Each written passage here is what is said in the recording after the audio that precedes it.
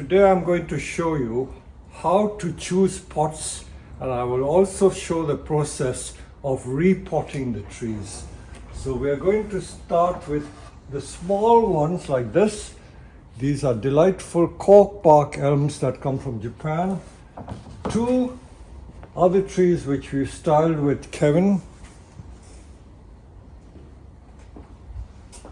And of course some of these are customers' trees. And how to choose pots for different trees. Now, choosing a pot is not just buying any old pot and putting a tree in that. Each tree has to have its own particular pot. I've always compared pots for bonsai to the clothes that people wear. I know I'm not the best dressed person, but when I go on the dance floor, I don't look like this. So when I work on the nursery, I look like a tramp. I even wear odd boots, but I've been able to buy a pair of proper boots again. But selecting the pot for a tree is like going to a, good haute couture dressmaker or fashion designer and choosing the trees for you. So we're going to go through each of these trees and show you how we choose pots. This is only a small selection. If you go to my pot shop, there are thousands of pots. Big, small, deep, shallow, oval, rectangular, square, you name it, we have it. Let's start with this little elm. These elms have been planted in training pots, but to make them look more interesting, we have a range of options to choose from. So with this sort of tree, what am I looking for? I'm looking for a pot that would complement the tree. So just as the clothes have to complement the person, each particular tree has to have a pot that would suit the tree. So let's look at some examples. How we choose particular pots. Now, if you look at this pot, straight away it's near enough but not quite right. To me, this pot is too deep, and also being rectangular, I know it's a chunky tree, it makes it look too harsh for this quite interesting tree with all that ramification. If I choose another pot which has got softer sides like that, that pot is far too deep. If you want to make the tree grow big, then yes, you can put that in this pot and let it behave like a training pot and let the tree grow stronger. But if you want to exhibit the tree, then this is not the pot for it. Okay, let's keep sticking with the rectangular pots. You've seen that one. Let's look at some of the, this is still a rectangular. Now this is coming near enough. It's shallower than the earlier pots I showed you, and the dimensions are almost perfect. So this is a suitable candidate. If I were to use, this is the soft rounded rectangular oval pot, that is also possible, but a shade too big, too long, and it could also be regarded as too deep. So what other options have I got? I've got two more options to show you. Let me just shake some of the soil off.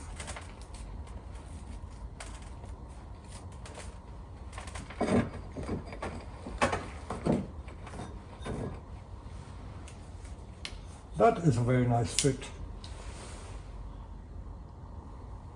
Just the right size and the depth is right. Compared with, say, this pot, you see that pot is much too large, much too deep. So that is right.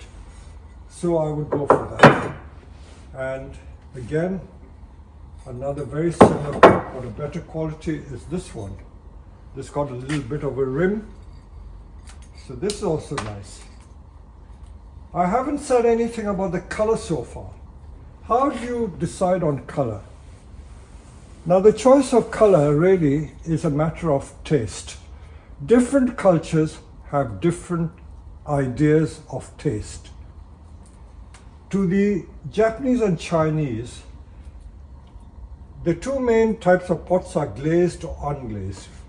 Those of you who do pottery will know that anything colorful like that is a glaze that's put on the clay and you get this color.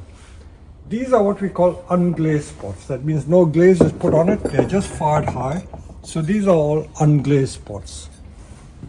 This is a glazed pot. So when do you use a glazed pot and when do you use unglazed pot? By tradition, it's only a tradition. There is some aesthetic reasoning behind it. The reasoning behind using glazed or unglazed pots is that colorful trees, in particular deciduous trees, are normally put in glazed pots to contrast with the interesting foliage. Foliage either in the spring or in the autumn. So glazed pots are used for that. So that is a perfect pot for that tree.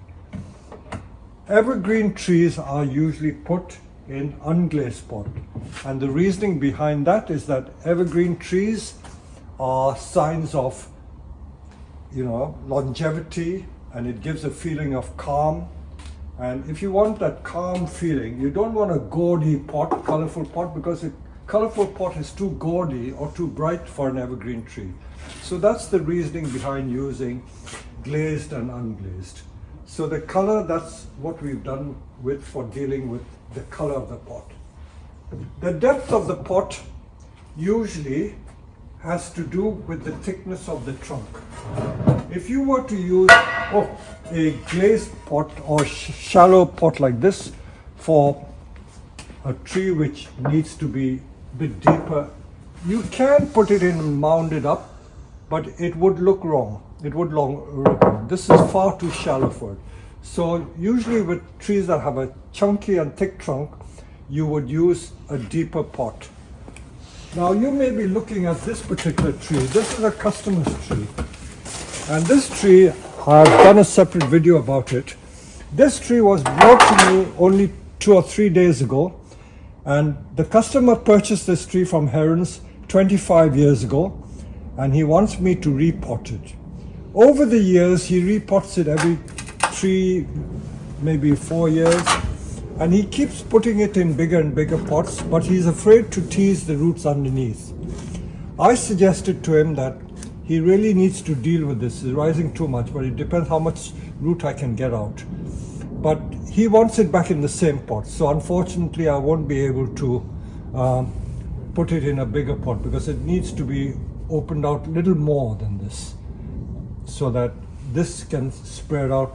The mound can be less pronounced than this. But he doesn't want a big pot because he's getting on in age and he cannot carry these heavy trees. As it is, this tree weighs the best part of 30 kilos. It is absolutely dense. It feels like iron. If we look at one of these trees are from Japan. It's got quite a thick trunk. This really is like a training pot. But for the health of the tree, they're grown in pots which are deep because it is comfortable for the tree. If it was an exhibition tree, you would probably use a much shallower pot. I've always said that in Japan, they tend to underpot their trees. If you look at the photographs of some of the Japanese trees, the pots really seem too small for the tree in question. Now, even this pot, I think, would be considered too big for this tree. It would be considered too big. I would find another pot. Let me bring another pot. We've got so many pots with so many examples. A tree like that would probably go into a pot like so. Don't miss focus. Are you in focus? So, I'm not joking. The Japanese would probably use a tree of this with a pot of this size. But can you imagine how it would stress the tree? I personally would feel a bit frightened to put it in pot this size. I don't know how the Japanese manage to keep the trees healthy in small pots, but somehow they manage to do it. But this, for me personally, I would regard this as a shade small. But for a Japanese grower, he would probably put it in that pot. Okay, now let's look at some of the pots that we've got out here, because I've got two Japanese yews that need repotting. And these trees, I think they were tilted slightly. Let me get some blocks of wood, stay there, focus on the camera. I think it was tilted, was it this way? Do you remember? Yeah, that way. Like that. So I think we'll get it into pot like this.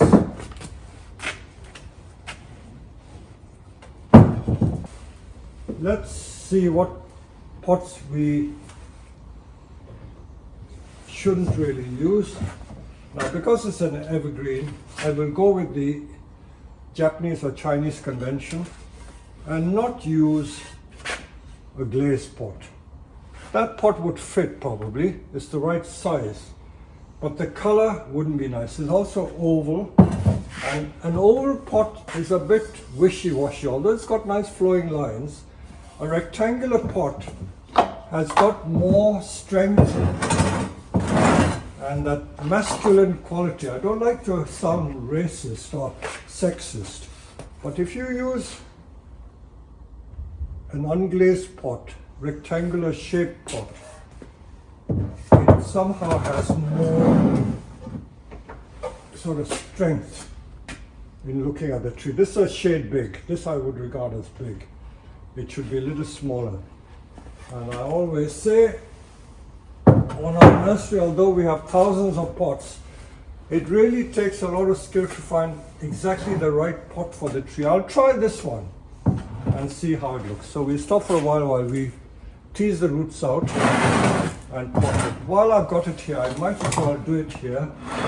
This is not my potting bench, but I think you can see a lot of akadama has been used. So we will tease the roots out very carefully. It's by no means pot bound. Certainly not pot bound. See, that's the front.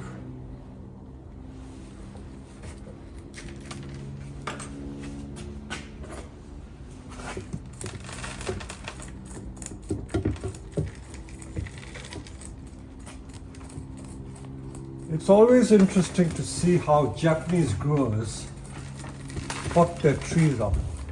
This is in like a standard grain or slightly fine grain akadama, certainly not a big grain akadama, 100% akadama.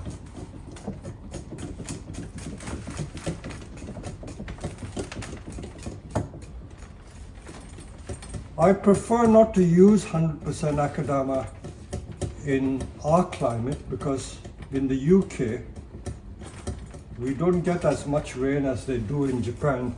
In Japan, in the rainy season, there's a lot of rain, and they are able to get away with using 100% akadama. But in the UK, 100% akadama can be a bit too dry. See, I'm trying to straighten the roots as well. You can see where the roots are going round and round the pot. I've straightened it out.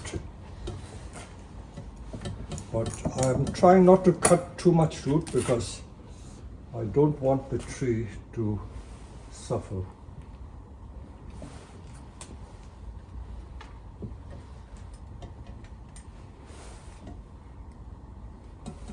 Okay, we'll try it in this pot and see how it goes.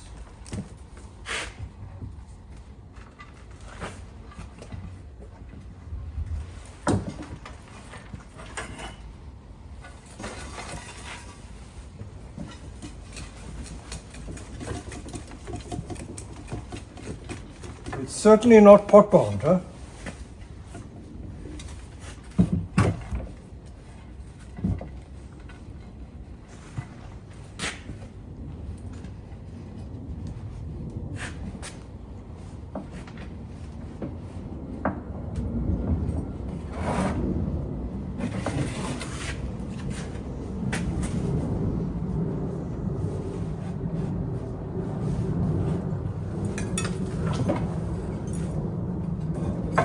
just propping it up temporarily. That may be a bit too much, isn't it? Huh?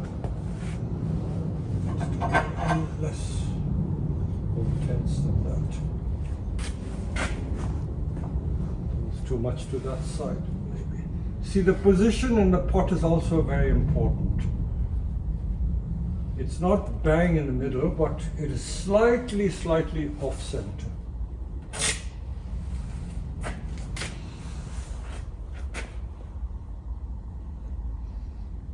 I think that pot would suit it.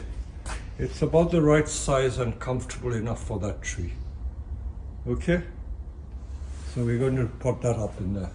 Let me show you some of these pots. You know, when pots come from Japan with the trees, I noticed that sometimes they repair the pots because they don't throw away these good quality pots. This is obviously a very good quality Japanese pot, unglazed pot, beautiful clay. But even when it's slightly cracked, they will repair it and use it again. And if you don't display it from the broken side, see, that's the only crack you see. It still has a patina or patina or whatever you call it, which makes the tree and the pot look old. So this is quite acceptable. So this is just to show you what the Japanese do with slightly cracked pots. So that we will pot up completely and show you. And the same tree or same variety, that's you, we will also find a similar pot. I think this pot could fit into that tree. So we're going to do these two and show you. Look at another Japanese yew, which we are repotting. So this slightly to the left, we can use this pot, which is a rectangular with soft rounded corners and a rim. So that is one choice of pot. I think that size is about right. Let me give you another choice. Choosing pots can be very bewildering. This is another style of pot. It's slightly rounded. Can you see? And it's got this lovely band in the middle. So let's try this one. The depth is about right. And again, because it's got like a long arm, I'm planting it slightly off center to that side. So that would be right in that pot. That is also a suitable pot. The Japanese might even use a pot this size, but as I said, I'm not going to underpot the trees. This is a very old tokoname pot, what they call ibushi, that two-tone brown and dark brown. It's got a tiny chip on the edge, but no matter, it's still a very valuable pot. This is slightly smaller. I might even opt for this one. So this one has got a long arm again. So this would be perfect. That's a beautiful pot. That's a beautiful pot. So choice of 3 pots straight away. And if we were to put it into one of these, which is clearly not right, let's try this one. So choosing the pot can be quite a bewildering exercise. If you didn't have any other pot, you could even put it into this. I know some viewers are going to tell me that is a very good pot, but you can see why people prefer an unglazed pot. It somehow has got more somberness, you know, restrained elegance. That's what we call it, restrained elegance. So we will put it in this old tokoname pot. This is an old pot, it's not a brand new pot, it's an old pot. So that's what we're going to do. When we finish doing it, we will show you what it looks like. So it's going to go in this pot. And the price of the tree will have to reflect the value of the pot. So that's how it's going to be sitting. Okay. So we have here an Itoigawa, which has been restyled, and because we were growing it in a flower pot for quite a while to strengthen the tree, the root ball can't be reduced too much. I will tease the root ball out. Ideally, a tree like that could go in a pot something like this, I think that would be quite good. But another choice is this drum pot here.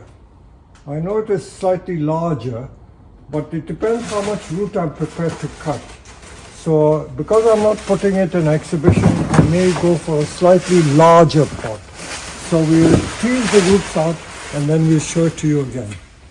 So we've opted for a mica pot with a band here. So we won't have to cut too much root off. I will cut some roots off. And this is a nice side. If we use this side, it's not so nice. So we opt for this as the side with a sweeping branch. So as you can see, there's all this excess root. So we'll cut some of the roots off. So let's get a pair of scissors.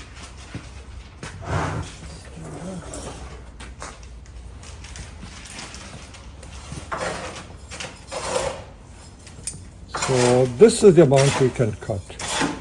When there's such a lot of healthy root, you can afford to take some of it off.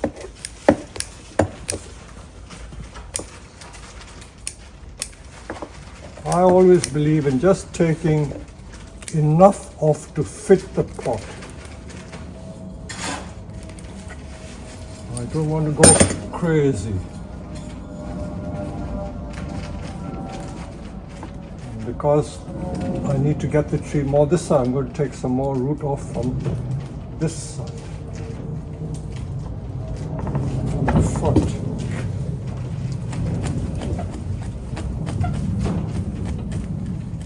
Okay, so that's how we're going to pot it up. I don't need to show you the potting process, but this is the pot we've chosen for this tree. Okay. So let me show you how I'm going to repot this juniper. I prepare the pot, this is a mica pot, and I put a little bit of sphagnum moss at the bottom. Everyone has their own particular recipe or little tricks that they use. I don't claim that what I teach is the gospel, because everyone has their own little secrets. And I am now going to use some of the old soil, because this is disease free, smells okay, there are no grubs and insects in it. So I will mix some of the original soil in for the simple reason that if it was growing extremely well in the old soil, I don't want to make the change so drastic. Like some people, if it is growing in like a brown compost, which is mainly like bark, organic stuff, and then they just use pure akadama or pure sand, that I feel is a very drastic change. So I don't think that is good for the plant. It may be too much of a shock for the plant. So I'm going to cut some of this root off. And grind it down.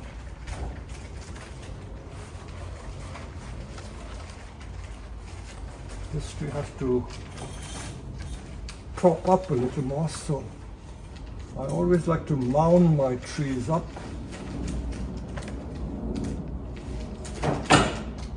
Many people fear that if you mound it up, the water doesn't penetrate. It does penetrate.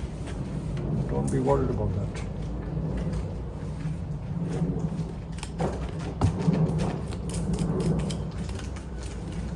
Again, I've teased up to 2/3 into the root ball, but I've left 1/3 of the root ball intact. I'm certainly not going to remove all the soil. Some people like doing that, but I don't do that.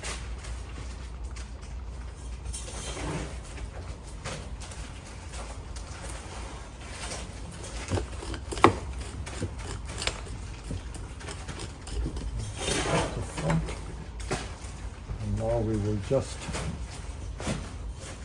proceed to fill the soil. So again, I'm going to mix akadama with the original soil, like so. I would say half and half. And that is the mix I'm going to use. No need to show the detail. So that's what I'm doing. This is a Chinese juniper, not the Itoigawa variety, it's the Kisu variety. And you must be wondering why it's growing in this sort of a black bark type soil. I won't call it peat soil, but it is, for all intents and purposes, almost like a peat soil from the past. And I put it in this pot, in this large pot, to rejuvenate the tree. As trees get old and sick, from time to time we give it a release of life or a holiday. You can see the original rectangular pot, and then we put it in a large pot, flower pot, to grow on, to get strong, recover. And then when it's recovered, we put it back in a bonsai pot. So I will tease away lots of air to get into the root, and then I would still put it in a rather larger than normal pot, just to not stress the tree too much. I always feel that if you put it in a very small pot, the trees do get stressed. So for the health of the tree, I'm going to put it in a larger than normal pot.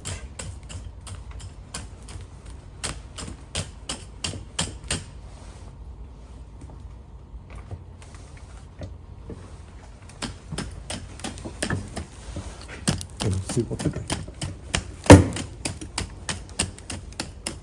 Okay, so that's what we are doing. So I don't need to show you everything. We're going to tease some more root ball, and then we'll choose a pot for it. See that this tree is tall, and although it's not a classic literati, it's got a literati character.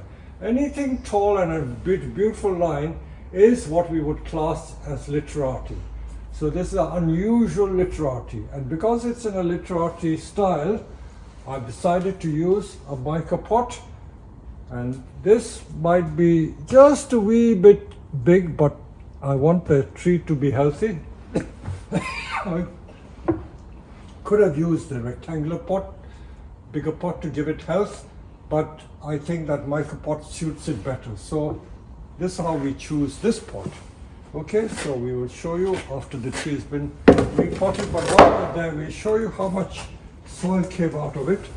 And this is the state of the root.